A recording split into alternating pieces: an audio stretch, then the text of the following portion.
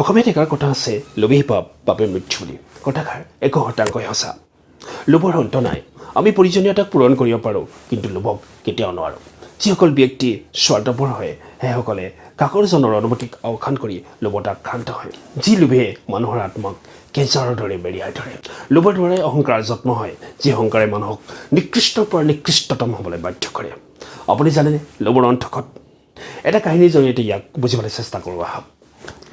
এয়া এনে এজন ধনী খেতিয়কৰ কাহিনী, যাক কোৱা হ'ল যে সি এদিনত যিমান ভূমিত যাব পাৰিব সেই সকলো ভূমি তেওঁৰ হৈ যাব। কিন্তু চৰ্ত এয়া যে সি বেলি মাৰ যোৱাৰ আগতেই সেই ঠাইত উপস্থিত হ'ব লাগিব, য'ৰ পৰা সি যাত্ৰা আৰম্ভ কৰিব।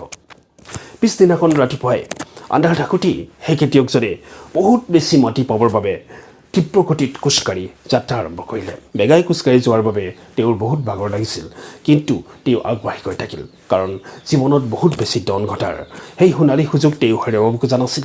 যেতিয়া বিয়লি হোৱাৰ দিকে বেলি গতি কৰিলে, তেতিয়া হঠাৎ তেওঁৰ চৰ্তলৈ মনত পৰিল যে সূৰ্যাস্ত হোৱাৰ আগতে তেওঁ সেই ঠাইত উপস্থিত হ'ব লাগিব, য'ৰ পৰা সি যাত্ৰা আৰম্ভ কৰিছিল। কিন্তু লোভত সি বহুত দূৰলৈ গুচি গৈছিল।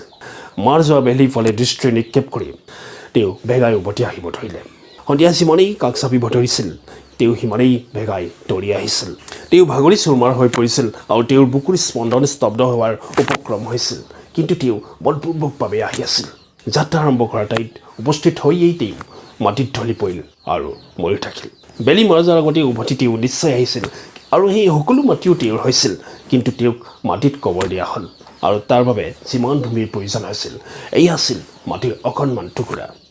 ধনীয়াই হওক বা দুখীয়াই হওক, লোভীয়া মানুহৰ দশা শেষত এনেকুৱাই হয়। সেয়ে আমি এটা কথা সদায় মনত ৰখা উচিত যে এই পৃথিৱীত একো স্থায়ী নহয়। তেনে কাৰ বাবে এই লোভ, এই মোহ? দুদিনীয়া জীৱনত আমি সকলোৱে সদায় মানৱীয়তাক জীয়াই ৰাখিবলৈ চেষ্টা কৰা উচিত, কাৰণ আমি আনক ঠগিব পাৰোঁ, কিন্তু নিজক কেতিয়াও ঠগিব নোৱাৰোঁ। সেই যে উপাৰ্জন সি সকলোৱে চাই থাকে আৰু আমাক কৰ্মৰ ফল ভুগিবলৈ বাধ্য কৰে। এষাৰ আছে নহয়, পিতৃয়ে কৰা পাপ সন্তানে ভুগিব লাগে বুলি। সেয়ে আমি লোভত অন্ধ হৈ মিছা জীৱন কটোৱাতকৈ পৰিশ্ৰম কৰি কিবা এটা আহৰণ কৰি সন্তুষ্ট থকাই ভাল। অন্যথা পৰিণাম আমাৰ বহু পৰিশ্ৰম ভুগিব লাগিব। নমস্কাৰ।